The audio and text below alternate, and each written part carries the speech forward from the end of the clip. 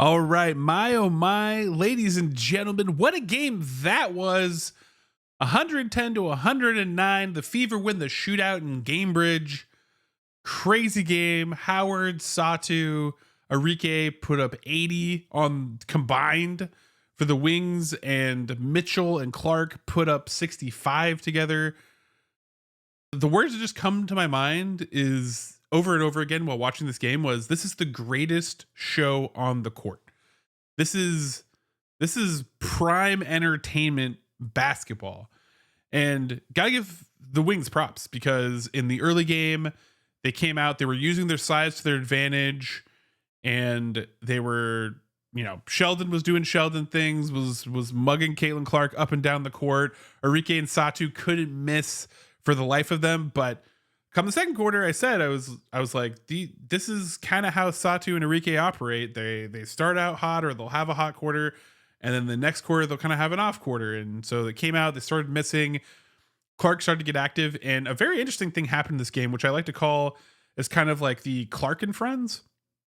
And so it's Clark, and then Temi, Dantas, Erica Wheeler was out there, Lexi Hall at one point, and they're just kind of running the cycle of players. And normally I'm like, oh, ooh, but the defense did pick up a little bit during those moments, and Clark started to pop off. Like when she was managing that offense, even though she would primarily, you would think, would be the main threat, she started hitting threes. Once she hits one, she gets the confidence, and there was a few rattle outs, but she hit one early, and she just kind of put it in a steady dose. And again, there was the typical things. Poor Leah Boston, although she was getting lots of fouls, she was in the foul purgatory, but she did lobby the refs good enough at some point. There was a period in this game where she actually started to get some calls, and importantly, she got a call on McCowan, which McCowan said something, who knows what, and gets a technical. We'll talk about that later, because it does come into play.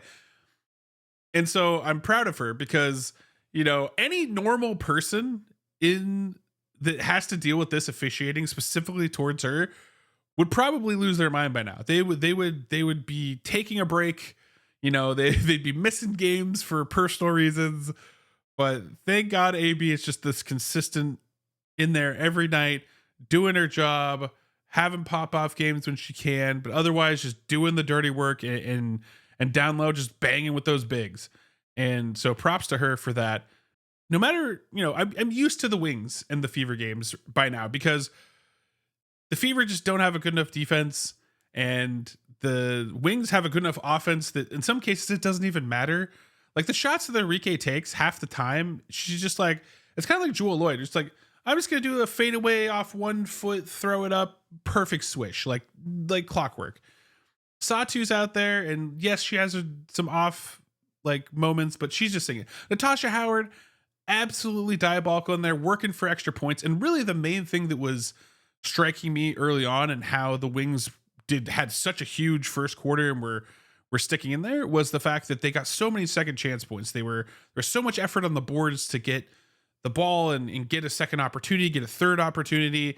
And so even when the Fever defense would make a stand, they wouldn't get it. And even AB at one point actually was talking to her team, like, I need help on the boards. Like, I'm taking fouls here because nobody else is helping me on the boards. Sure enough, the thing that I liked to see was that around the third quarter, the intensity picked up a lot. Shout out to Alyssa Smith. She gets a lot of hate in my comments, but she came out early. She had a lot of energy. She had a putback on one of AB misses. She was running around. She was saving balls from out of bounds. She was doing good. But in the third quarter, it's it was definitely noticeable that Temi was chasing a shot and getting it. A lot of players just were locked in. Lexi Hall's just doing Lexi Hall things, fighting for tipping balls and getting possessions for us. All the stuff that doesn't show up on the stat sheet should show up on the stat sheet. But we as fans see it, so appreciate you, Lexi Hall. But the fourth quarter is where all the juice is. This is where it gets good. And now JC Sheldon, whenever she guards Clark, she's there to mug Clark. She's there to just push on her. And thank God JC Sheldon isn't strong enough to necessarily absolutely beat the crap out of Clark. Clark's arms are battered and bruised. There's so many times where she's like looking down at her arms when no fouls are being called. Like, I have to go home and show other people in my life my arms. Please let me get out of the game with normal arms. but JC Sheldon gets enough fouls eventually that she gets put on timeout. So one of my favorite sequences in the fourth quarter, Clark is against Susan, gets separation, sinks a 3, and immediately the Wings coach is like, hey, like, all right, Sheldon, you're back in there. We got to lock down Clark. I need you to grab her, hug her, do whatever you do. Very next possession, Clark gets separation from JC Sheldon, sinks another off-balance 3, and just the crowd erupts, and you know, the Fever start to get separation.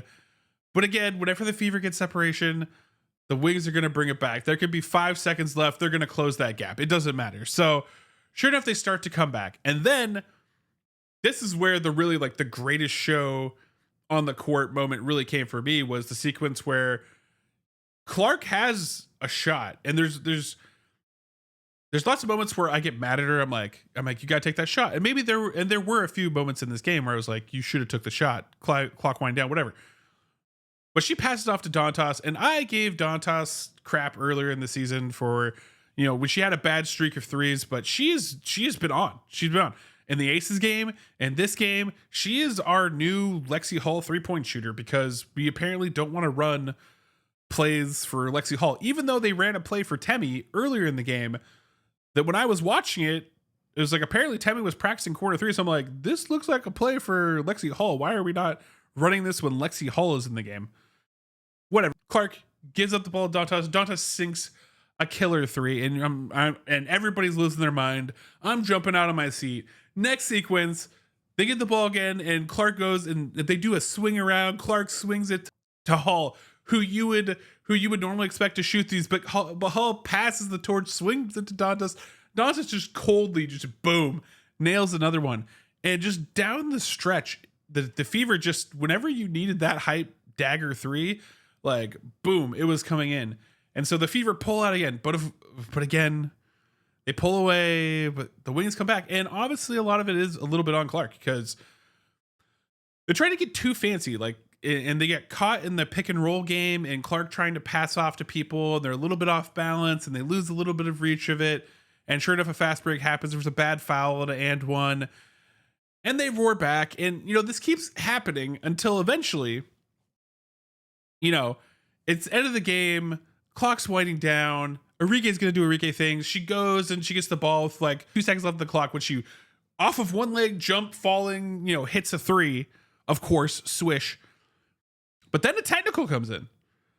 A technical on McCowan, who already has one. Remember that technical? And so McCowan's ejected from the game.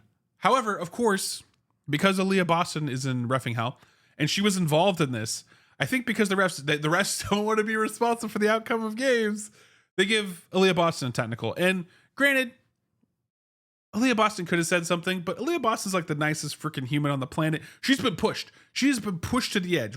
She has been pushed to the edge.